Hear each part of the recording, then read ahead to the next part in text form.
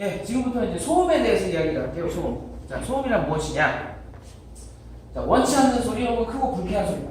그래서 소음으로 영향을 받는 경우는 일시적이거나 영구적일 수가 있다. 우리가 어디 큰 콘서트장이나 어떤 락 페스티벌 이런 데를 갔다 오면은 집에 오는 길에 보면 귀가 멍하죠. 그런 것들이 이제 일시적인 경우, 그죠? 그 영구적인 경우에는 장기적인 노출로 인해 가지고 청력을 손실하는 경우가 있을 수가 있습니다. 그죠? 그래서 그 위험성이 뭐냐? 그럼 이명이 있을 수도 있고, 그다음에 스트레스나 청력 손실을 입을 수가 있다는 거죠. 무슨 말이냐면 작업장이 시끄러우면, 그러니까 락 공연장에 간 거는 내가 가고 싶어서 간 건데, 이제 작업장에서 일을 하다가 시끄러운 데서 일을 하다가 귀가 안 좋아지면 안 되잖아요. 그런 게 있다는 얘기죠. 그래서 개인복을 또 결론적으로 착용을 해야 된다. 그러니까 이게 좀 오해하시면 안 되는 게, 시끄러우니까 귀마개 하나 주고 그냥 알아서 하세요라고 얘기하는 게 아니고, 일단은 그 현장에서 우리가 장비를 개발해서 장비를 사용할 때 소음을 최대한 줄여보자고 노력을 하지만, 그래도 시끄러울 수밖에 없다는 얘기죠. 뭔가 장비를 사용하다 보면. 그런 경우에는 개인복을 들 수밖에 없다는 거예요. 애초에 소음 부분을 생각하지 않고 제품을 만든 게 아니에요. 장비를 설계한 건 아닌데, 한다고 했는데도 줄였는데도 이 정도가 될 수밖에 없는 상황이 돼버리니까, 그래서 이제 개인복을 얘기를 하는 겁니다. 기독교 같은 경우는 이렇게 우리가 이런 옛날 우리 추울 때 귀마개는 그거랑 비슷한데, 요거는 우리 회사에 쓰지 않으니까 귀마개 얘기만 할게요. 귀마개는 가장 일반적인 개인보호고요. 요게 한 25에서 30dB 정도를 까주는 거예요. 낮춰주는 거예요. 그래서 80짜리를 쓰는데, 소음이 한 80dB 나오는 데서 일을 하는데, 25를 줄여줄 수 있는 귀마개, NRR이라고 부릅니다. 그걸 쓰게 되면은 25dB이 빠진다고 보면 되는 거예요. 대신 정착용을 해야 되겠죠. 그죠? 일회용 경우가 많고, 우리 회사 같은 경우는 그 현장 벽에 보면 자판기가 있어요. 돌리는 거. 이런 거 쏙쏙쏙 나오니까 그거 그냥 빼서 끼시면 됩니다.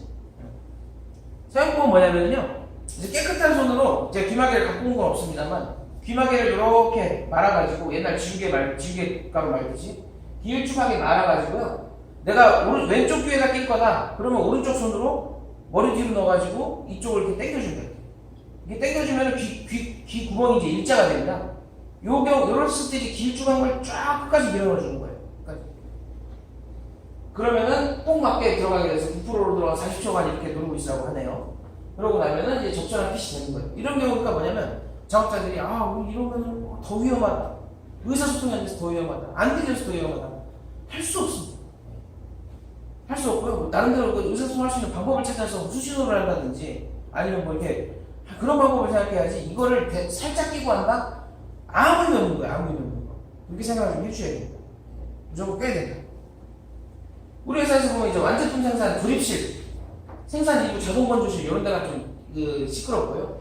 이거는 저희는 산업안전보건법에 따라가지고 현장에 대해서 6개월에 한 번씩 작업환경 측정 실시하고 있고, 그다음 작업자에 대한 특수검진을 법적 주기에 맞춰 실시하고 있습니다. 그래서 이 소음에 대한 청력 특수검진은요, 입사 전, 그러니까 배치 전에 한 번 하고, 1년 있다 한 번 하고, 그 뒤로는 2년마다 한 번씩 하게 돼 있습니다. 그게 우리나라 기준이고요.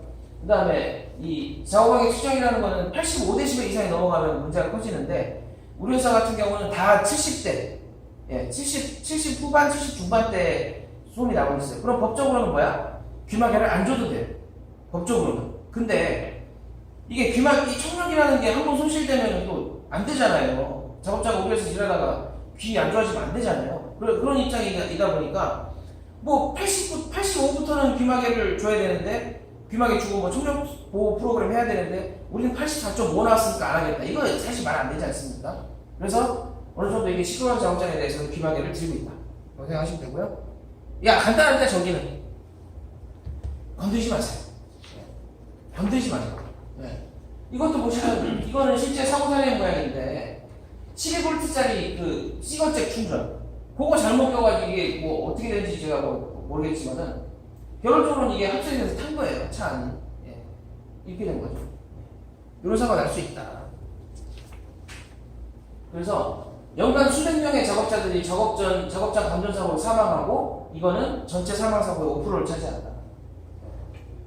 근데 결론적으로는 뭐냐면, 전기 코드 같은 거를 이렇게 뭐라 그럴까요?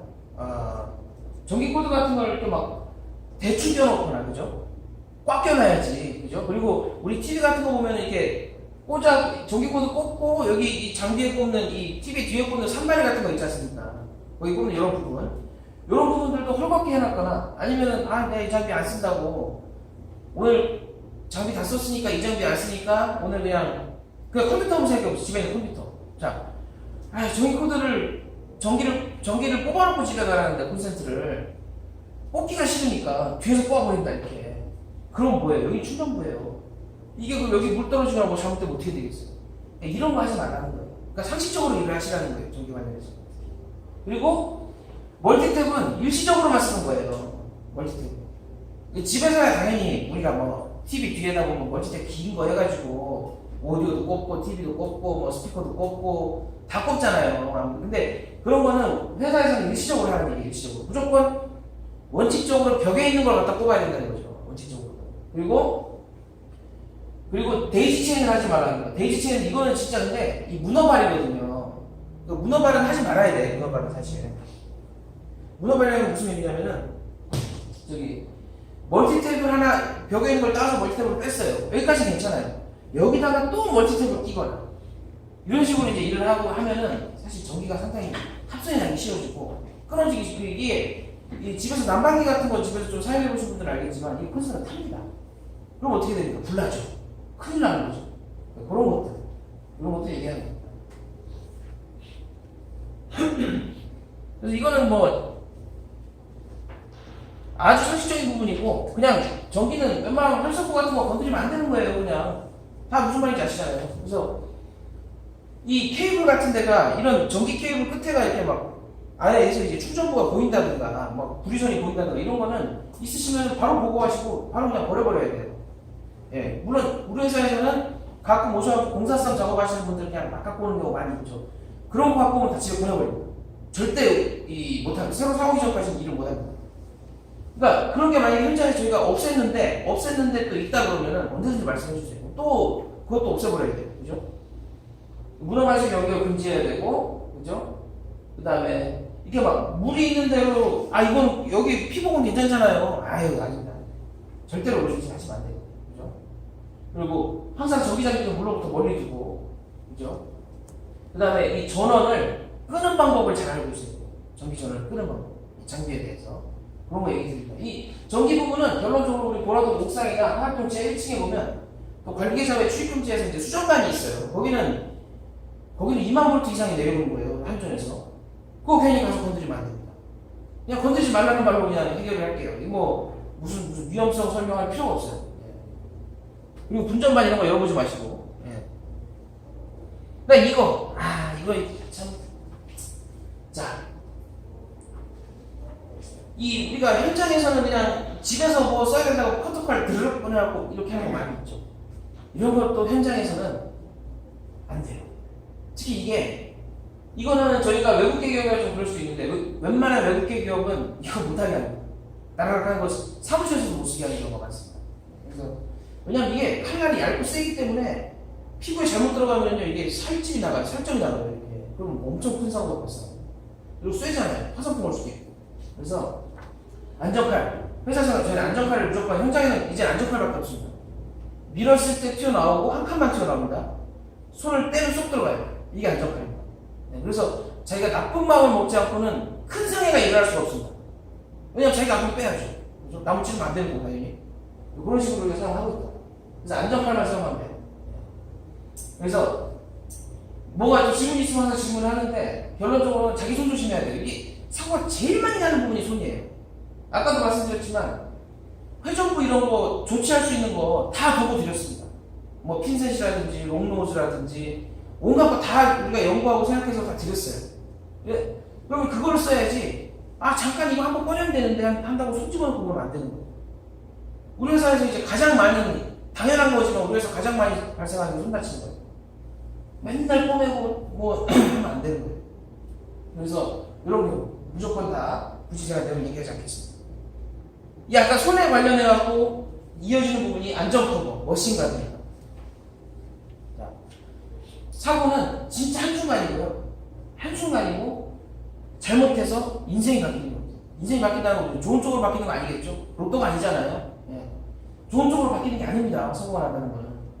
그래서 장비가 안전하게 작동하는지 확인을 해가지고 안전 커버라는 건 뭐냐면 회전부나 뭐가 움직이는 부분에 저희가 사람이 손을 못 넣도록 막아놓은 거예요. 막아놓은 건데 막아놓은 거를 내가 일하다 보니까 여기를 어떻게 해서 해줘야지 지금 일이 막혔는데 뭐 진행이 되다가 막혔는데 이걸 내가 꺼내야 되는데 못 꺼내게 해놨단 말이에요. 아이씨 여기서 하는 게 최고인데 내가 막 억지로하고 손을 넣는다. 잘못된 선택으로 욕골이 나는 거예요. 실제로. 그리고 머신가드라는 게 뭐냐면은 사람 기계와 위험과 가드를 놓고 나서 머신가드라는 개념이 생기는 건데 사람이 작업을 수행하거나 보조하기 위해서 기계를 돌려요 우리가. 그죠? 기계를 돌리는데 이걸 갖고 기계 작동 중에 직원의 위험을 최소화하도록 막아주는 거예요. 그러니까 기계를 설치하게 되면 자동화가 되면서 사람이 일하기가 편해지고 생산량이 늘어요. 근데 기계잖아요. 얘는 생산을 하는 애가 아닙니다. 얘는 뭐 도와주는 애가 아니에요. 그러니까 뭔가 이게 자기 인공지능이 아니잖아요. 그래 버리니까 얘 입장에서는 그냥 노는 거예요. 근데 여기다가 사람이 손을 넣는다? 다치는 겁니다. 그래서 그런 부분을 막아놓은 거예요. 그래서 움직이는 부분에 대한 얘기가 뭐 여러 가지 이렇게 얘기가 있는데요. 결론은 그냥 손이 끼는 거예요. 움직이는데 손이 노출된 거예요. 그냥 그렇게만 생각하시면 돼요. 이런 어려운 단어들 다 필요 없습니다. 뭐 이렇게 마주보면서 회전하는 롤러에다가 이렇게 손이 들어가면 끼죠. 당연히 다칩니다. 으스러집니다. 진짜 이거 쇠 톱니 박히거나 그러면. 그렇다고 또 이렇게만 하면 이렇게 또 같은 방향으로만 도는 데는 넣어도 괜찮을까요? 특히 컨베이어 같은데 거기도 운에 따라서 틀려지는 거예요. 운에 따라서. 상식적으로는요. 같은 방향으로 도는 이 컨베이어 두 개가 이렇게 있다. 이 사이에 손가락 넣어도 안 다치게 되어 있습니다. 근데 실제로 이게 어디서 제가 보는 얘기인데 실제 사고 사례인데 이 손톱을 이렇게 손을 집어넣었더니 이 사이하고 이 사이에 여기가 고정이 되면서 살이 쓸려 나는 거예요. 이렇게 해서 다치는 경우가 있습니다. 실제로. 그리고 어디에 손이 끼는 거 또 이게 뭐가 막 튀어나오는 제품이 막 튀어나오는 경우가 있는데 거기 잘못하면 또 맞을 수가 있겠죠. 여러 가지가 있는데 여러 가지가. 그리고 머신가드의 종류가 뭐가 있느냐. 인터록 가드. 우리 회사에서는 거의 대부분이 이런 식인데 열면 쓰는 거예요. 그러니까 뭔가 하여튼 조치는 해줘야 돼. 근데 평소에 계속 움직여. 여기가 막히면 조치는 해야 돼. 그럼 뭘 해야 되냐. 그때 그럼 열 수밖에 없다. 그러면 열게 해주고 여는 순간 꺼지게 만들자. 그게 인터록 가드. 근데 이걸 믿으면 안 돼요. 뒤에 이때 얘기했지만 항상 믿으면 안 되고 그 다음에 고정식 가드. 이거는 또 우리 회사도 있지만 완전히 고정되고 그래서 못 여는 거. 그리고 조정식 가드라는 건 뭐냐면 우리가 이 체인소 같은 걸로 이렇게 막 돌자루로 막 하는 그런 거 있죠. 그리고 또 이게 아래에서 도는 거에다 이렇게 목재 밀어넣는 거 이런 것들은 이게 움직이는 부분에 따라서 이 가드가 움직여줘야 돼요. 이제 그런 날에 따라다니면서 움직여줘야 되잖아요. 그런 것도 얘기하는데 우리 회사는 특히 큰 거 없습니다. 키가드는 키를 돌리지 않으면 장비가 돌아가지 않는 거죠. 그러니까 뭔가 내가 이 가드를 열고 뭔가 해야 된다. 그럼 키를 뽑는 거예요. 그러면 안 열립니다. 아니 그러면 이 키가 없는 이상 장비를 틀고 싶어도 틀 수가 없습니다. 그런 거죠. 머신가드가 제대로 없다 그러면 장비를 절대 작동해서는 안 됩니다. 그래서 장비 시동 전에 제자리에 가드가 잘 되어 있는지 확인. 어제 여기 막혀 있었는데 오늘은 뚫려 있네. 아 잘됐다. 일하기 편하겠다. 이게 아닙니다. 이거 어떻게 이래? 이렇게 생각하시고 보고를 하셔야 돼요. 물론 이제 장비 시작하기는 다 체크리스트가 있습니다. 있는데 뭔가 누락된 경우가 있을 수 있잖아요. 그죠? 그런 얘기하는 거고요. 절대 자기 마음대로 뭐 하면 안 됩니다. 머신가드에 대해서. 그리고 타순이 일어나면 즉각 보고해야 되고요. 헐렁한 옷이나 목걸이 같은 거 차고 갔다가 말려 들어가면 우리 옛날에 저는 이제 인디아나 존스 원에 보면은 이 인디아나 존스에게 싸우다가 그 나쁜 놈이 채찍이 말려 들어가가지고 죽는 데가 있습니다. 돌 깨는 데서. 네, 그렇게 됩니다. 네. 뭐 부스럼이나 작동산이 없이 유지해야 되고 머신가드를 제거해야 되는 경우는 반드시 전원부를 고립시켜라. 이게 무슨 말이냐면 나중에 라가온 얘기 하겠지만은 자 머신가드를 내가 유지보수로 고쳐야 돼. 고치는 상황이에요. 할 수 없어요. 뜯었어요. 장비 당연히 뻗겠죠. 근데 뜯어놓고 장비가 엄청 크다고 봤을 때, 크고 길다고 봤을 때, 나 여기서 엄청 고치고 있는데 어떤 작업자가 나고 혹시 왜 안 돼? 켜버리면 어떻게 되겠습니까? 큰일 나는 거예요. 그죠? 그리고 그런 얘기를 하는 거고 모든 전기 연장선은 걸려넘어질 위험을 제거하기 위해서 바닥에 정리돼야 되고 제품 배출 컨베이어 등이 정체되어 있을 때 절대로 맨손으로 아씨 이거 내가 빼야 되겠다. 이런 거 하지 말라는 거예요. 장비를 쓰라는 거예요. 장비 쓰다가 장비가 부서지거나 이런 건 차라리 낫습니다. 진짜. 손 다치면 안 됩니다. 그래서 우리 회사의 원칙이다.